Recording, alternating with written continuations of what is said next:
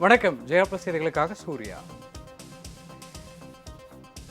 விரிவான செய்திகளை பார்ப்பதற்கு முன்பு தலைப்புச் செய்திகளை பார்க்கலாம்.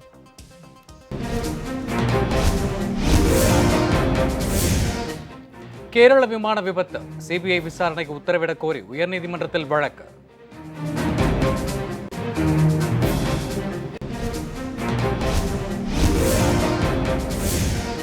முதலமைச்சர் வேட்பாளர் யார் என்பதில் ஆளும் கட்சிகள் உச்சகட்ட மோதல், அமைச்சர்களின் அவசர ஆலோசனையால் பரபரப்பு.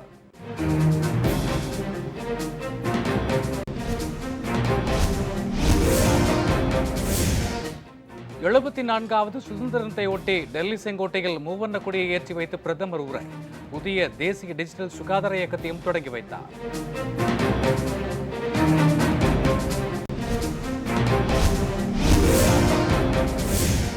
கொரோனாவிற்கு எதிரான போராட்டத்தில் வெல்வோம், சுதந்திர தின விழா நிகழ்ச்சியில் பிரதமர் உறுதி.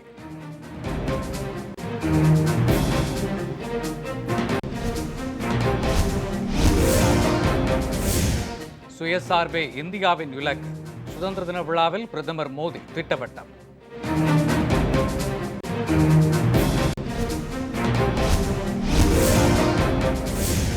கொரோனா தடுப்பூசி தயாரிக்கும் பணியில் நிபுணர்கள் தீவிரமாக பணியாற்றி வருகிறார்கள். அனைவருக்கும் தடுப்பூசி கிடைக்க நடவடிக்கை எடுக்கப்படும் என பிரதமர் உறுதி.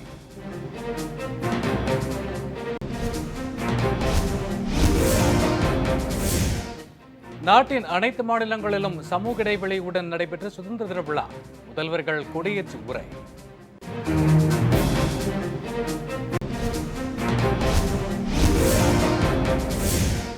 தந்தையை இழந்த சூழலிலும் கடமை தவறாமல் சுதந்திர தின விழாவில் கலந்து கொண்ட பெண் ஆய்வாளர், நெல்லை பாளையங்கோட்டையில் நிகழ்ந்த நெகிழ்ச்சியான சம்பவம்.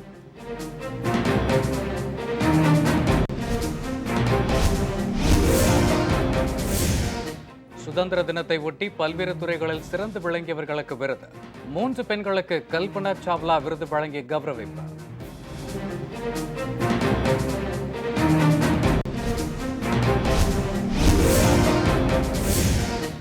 தமிழகத்தில் திருவள்ளூர், வேலூர் மாவட்டங்களில் லேசான மழைக்கு வாய்ப்பு, நீலகிரியில் கனமழைக்கு வாய்ப்பு இருப்பதாக சென்னை வானிலை ஆய்வு மையம் தகவல்.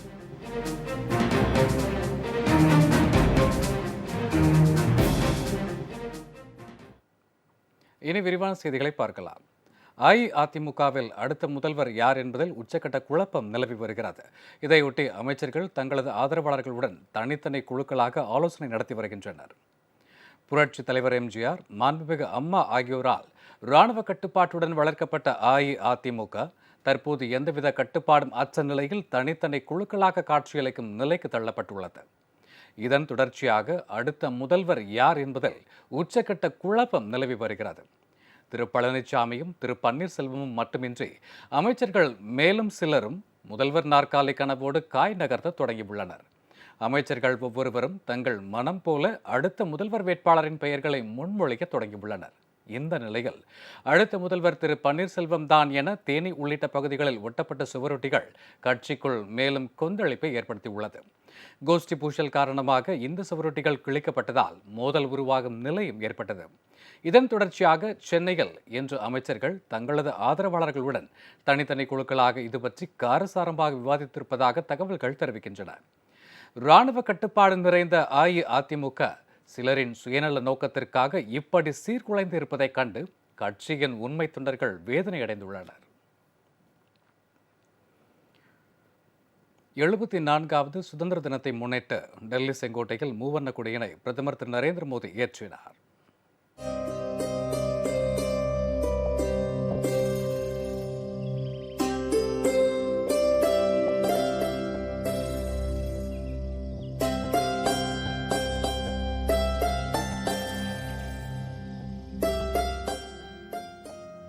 எழுபத்தி நான்காவது சுதந்திர தின விழா இன்று நாடு முழுவதும் கோலாகலமாக கொண்டாடப்படுகிறது. இதனையொட்டி ராஷ்டிரபதி பவன், நாடாளுமன்ற கட்டிடம், இந்தியா கேட் உள்ளிட்ட முக்கிய கட்டிடங்கள் மூவர்ண மின் விளக்குகளால் அலங்கரிக்கப்பட்டுள்ளன. சுதந்திர தினத்தை ஒட்டி ராஜ்காட்டில் உள்ள மகாத்மா காந்தியின் நினைவிடத்தில் பிரதமர் திரு மோடி அஞ்சலி செலுத்தினார். பின்னர் செங்கோட்டைக்கு சென்ற அவர் 7வது முறையாக தேசிய கொடியினை ஏற்றி வைத்தார்.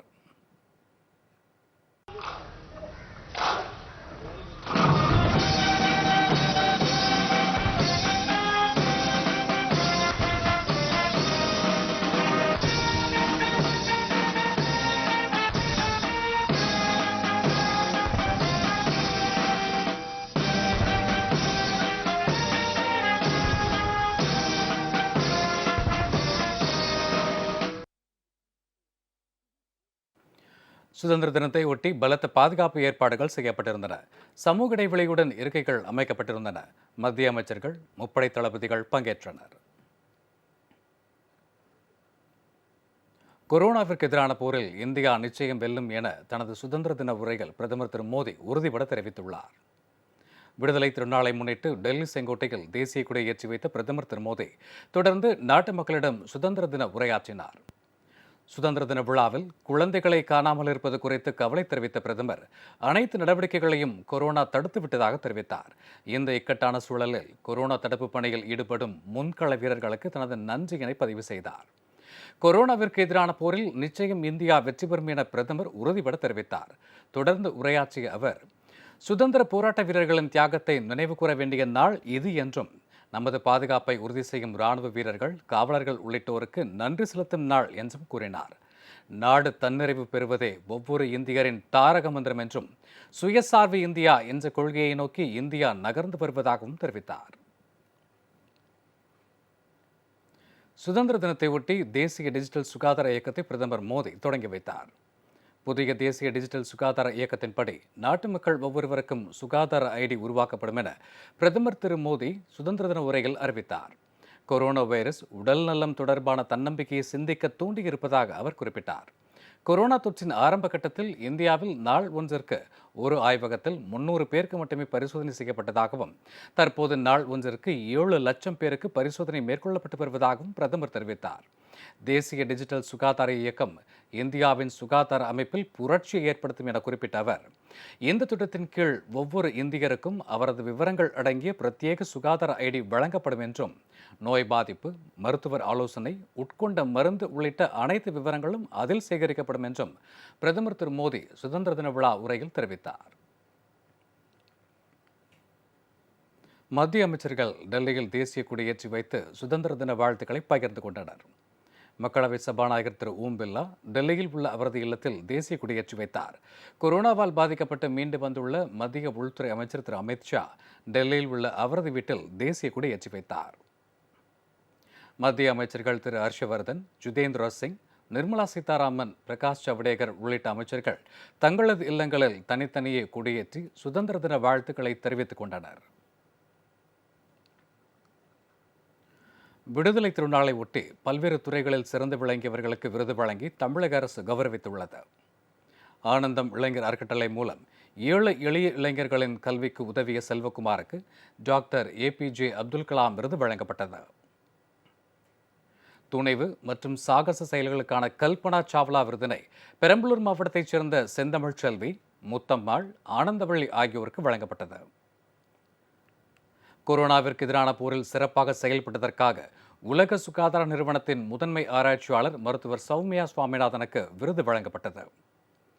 சிறந்த சமூக பணியாளருக்கான விருது கோவை மாவட்டத்தைச் சேர்ந்த GP கோதனவள்ளிக்கும், மகளிர் நலனுக்காக சிறப்பாக தொண்டாற்றிய தொண்டு நிறுவனத்திற்கான விருது கடலூர் மாவட்டத்தைச் சேர்ந்த முனைவர் V நடன சபாபதி கிராமப்புற கல்வி மற்றும் பொருளாதார மேம்பாட்டு மையத்திற்கும் வழங்கப்பட்டது. பாளையங்கோட்டையில் ஆயுதப்படை காவல் ஆய்வாளர் தனது தந்தை இறந்த நிலையிலும் சுதந்திர தின அணிவகுப்பில் கலந்து கொண்ட சம்பவம் அனைவரையும் நிகழ்ச்சியடைய செய்துள்ளது. பாளையங்கோட்டை ஆயுதப்படை பிரிவில் பணியாற்றி வரும் பெண் ஆய்வாளர் மகேஸ்வரியின் தந்தை உடல்நலக் குறைவால் வடமதுரையில் நேற்றிரவு காலமானார். அவரது இறுதிச் சடங்கில் பங்கேற்பதற்காக மகேஸ்வரி திண்டுக்கல் மாவட்டம் வடமதுரைக்கு செல்ல இருந்தார். சுதந்திர தின விழா அணிவகுப்பை தலைமையேற்று நடத்துவதாக இருந்ததால் அவரால் அங்கு செல்ல இயலவில்லை. இந்த சூழலில் சிறிதும் மனம் தளராமல் கடமை உணர்வுடன் மகேஸ்வரி சுதந்திர தின விழா அணிவகுப்பில் இன்று கலந்து கொண்டார்.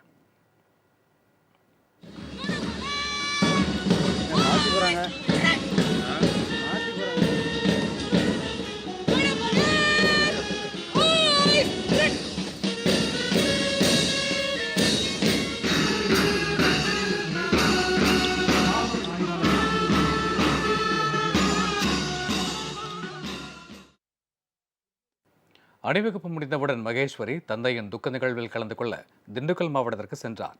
அவரது கடமை உணர்ச்சி அனைவரையும் நிகழ்ச்சி அடைய செய்தது.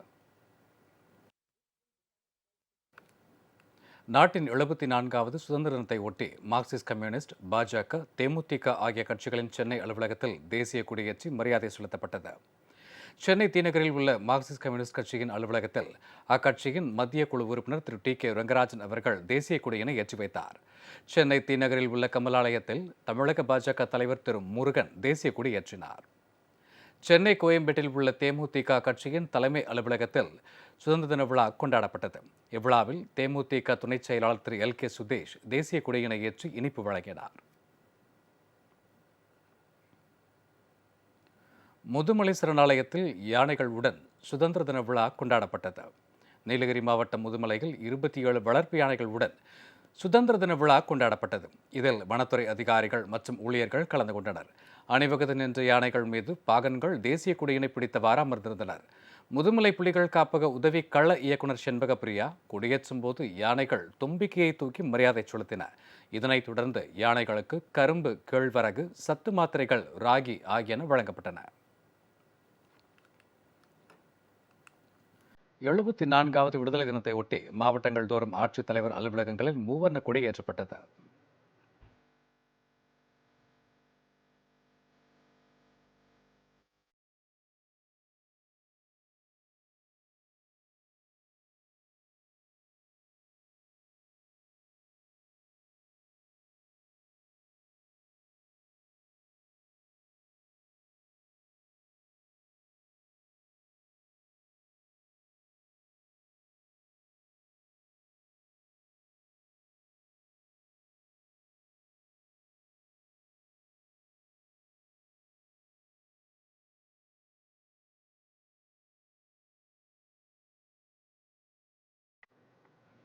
நாடு முழுவதும் அரசியல் கட்சி அலுவலகங்கள் சுதந்திர தின விழா கொண்டாடப்பட்டது. டெல்லியில் உள்ள காங்கிரஸ் அலுவலகத்தில் நடைபெற்ற நிகழ்ச்சியில் திரு ஏ.கே. அந்தோணி தேசிய கொடி ஏற்றி வைத்தார். திரு ராகுல் காந்தி, திரு அகமது பட்டேல், திரு கே.சி. வேணுகோபால் உள்ளிட்ட தலைவர்கள் பங்கேற்றனர். ஐஏஎஸ் தேர்வில் வெற்றி பெற்ற பார்வையற்ற மாற்றுத்திறனாளியான பூரண சுந்தரி தான் படித்த பள்ளியில் தேசிய கொடி ஏற்றி மரியாதை செலுத்தினார்.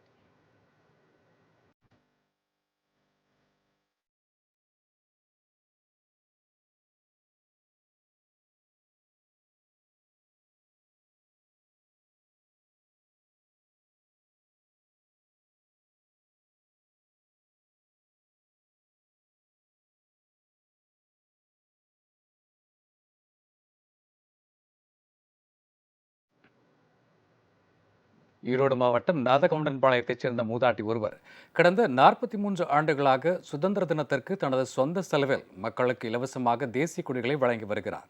கொரோனா பாதிப்பு காரணமாக சுதந்திர தின கொண்டாட்டத்தில் பல்வேறு கட்டுப்பாடுகள் இருந்த போதிலும் இவர் தனது சேவையை நிறுத்தாமல் இந்த ஆண்டும் தேசிய கொடிகளை வழங்கினார். 43 வருஷமாக கொடுக்குறேன். அதுதானுங்க சுதந்திரம் வளரணும்னு தெரியாத போயிரு சின்ன இப்போ வர வசதிகளுக்கெல்லாம் இதை கொடுத்துக்கிட்டே இருந்தால் அவங்களுக்கு தெரியும். ஒரு பாட்டியும் கூட கொடுத்தாங்க அப்படின்னு சொல்லி அதுகளும் செய்யுங்க. அது நான் இந்த ஏதோ ஒரு வியாபாரம் பண்ணுவேன், நினச்ச வியாபாரத்தை பண்ணுவேன், வாங்கி விற்பேன். அதில் வர காசில் இது பண்ணி ஏதோ இது மாதிரி வாங்கி இலவசமாக தான் செய்வேன். அவங்க சுதந்திரத்துக்கு ஒரு நாள் சந்தோஷமாக இருக்கட்டுன்னு எதையோ செய்யட்டுன்னு நான் பாட்டுக்கு இருந்துக்குவேன். அவங்க எல்லா பக்கம் நிம்மதியாக எல்லா பக்கம் கொடி கொடுத்துட்டு மிச்ச கொடி கொண்டாந்து கொடுத்து ஆரஞ்சு மிட்டாய் வாங்கி வச்சு தலை உட்காந்து நிம்மதியாக கொடுத்துட்டு போவோம். ஸ்கூல் குழந்தைங்கள்லாம் வரும். இன்றைக்கி வரல, குழந்தைங்களுக்கெல்லாம் கொடி நின்று போச்சு. லைனாக வருவாங்க, மிட்டாய் கொடியெல்லாம் நிறையா கொடுப்போம். இந்த வருஷம் கொஞ்சம் லாக்குனால கொஞ்சம் கம்மியாக தான் செஞ்சுருக்குறோம். திருவாரூர் மாவட்டம் மன்னார்குடி அருகே நிகழ்ந்த சாலை விபத்தில் 4 பேர் சம்பவ இடத்திலேயே உயிரிழந்தனர். திருப்பூர் மாவட்டம் தாராபுரத்திலிருந்து கோழி ஏற்றி வந்த மினிலாரி மன்னார்குடி அருகே காளவாய் கரை என்ற இடத்தில் ஜல்லிக்கற்களுடன் நின்று கொண்டிருந்த லாரியின் பின்பக்கம் பயங்கரமாக மோதியது. இந்த விபத்தில் தஞ்சையைச் சேர்ந்த கூலி தொழிலாளர்களான வெங்கடேசன், கந்தன் உள்ளிட்ட 4 சம்பவ இடத்திலேயே உயிரிழந்தனர். இது குறித்து தகவல் அறிந்ததும் மன்னார்குடி போலீசார் சம்பவ இடத்திற்கு சென்று தீயணைப்புத்துறை வீரர்கள் உதவியுடன் 4 சடலங்களையும் மீட்டு பிரேத பரிசோதனைக்காக மன்னார்குடி அரசு மருத்துவமனைக்கு அனுப்பி வைத்தனர். இந்த விபத்தில் கோழி ஏற்றி வந்த மினி லாரி ஓட்டுநர் உயிர் தப்பினார். முதற்கட்ட விசாரணையில் தாராபுரத்திலிருந்து 4 பேரும் லிப்ட் கேட்டு திருத்துறைப்பூண்டிக்கு செல்லும் வழியில் விபத்திற்கு ஆளானதாக தெரிய வந்துள்ளது.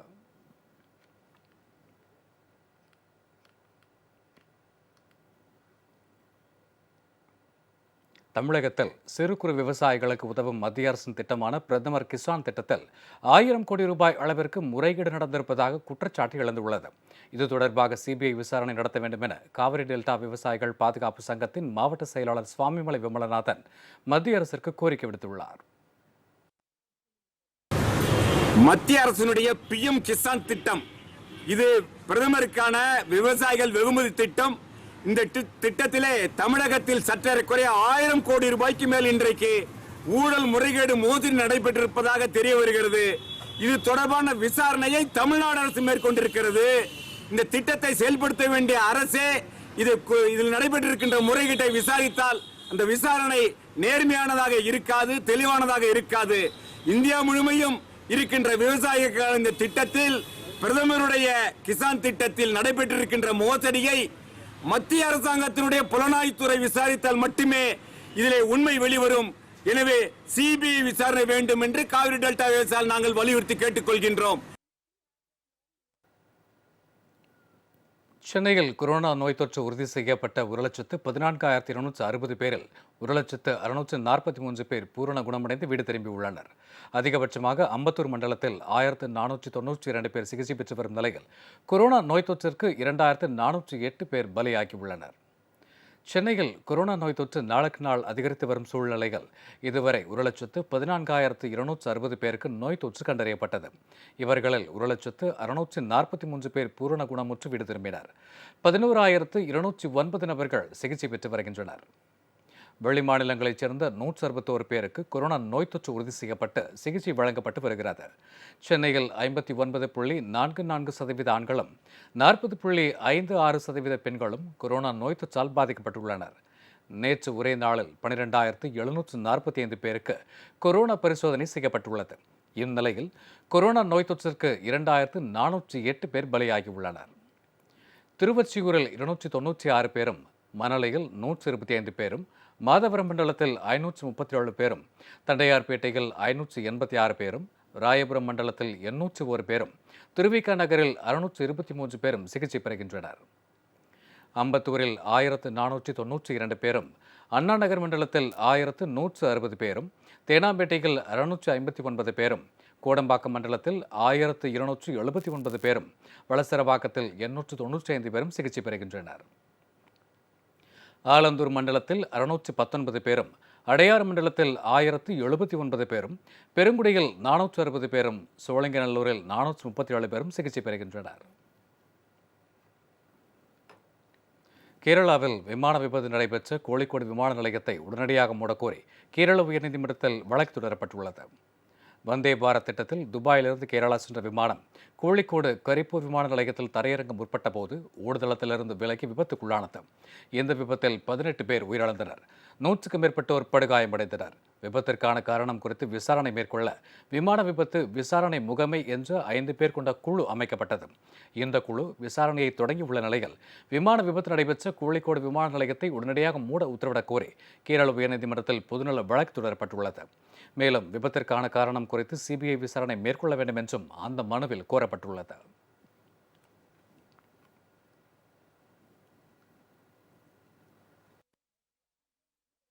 தென்கொரியாவின் சியோல் நகரில் பேருந்து பயணிகள் அனைவரும் உடல் வெப்பநிலை பரிசோதனைக்கு பின்னரே அனுமதிக்கப்படுகிறார்கள்.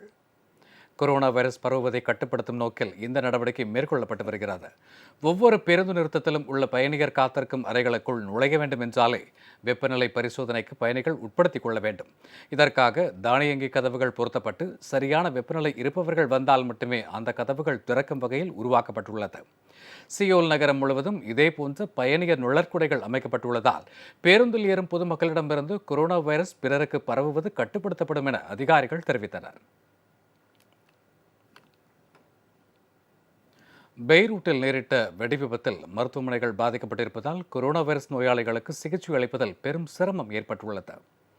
லெபனான் நாட்டின் பெய்ரூட் நகர துறைமுக கிடங்கு ஒன்றில் வைக்கப்பட்டிருந்த அமோனியம் நைட்ரேட் வெடித்துச் சிதறியதில் ஏராளமான கட்டிடங்கள் பாதிக்கப்பட்டன. இவற்றில் மருத்துவமனை கட்டிடங்களும் பெருமளவு சேதமடைந்தன.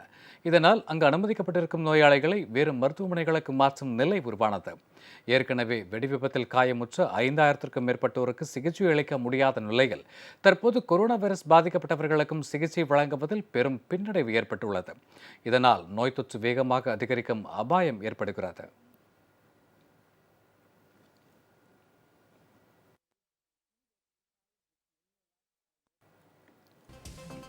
இதுடன் செய்திகள் நிறைவடைந்தன. அடுத்தடுத்த நிகழ்வுகளை தொடர்ந்து பாருங்கள் ஜெயா பிளஸ் செய்தி சேனலை.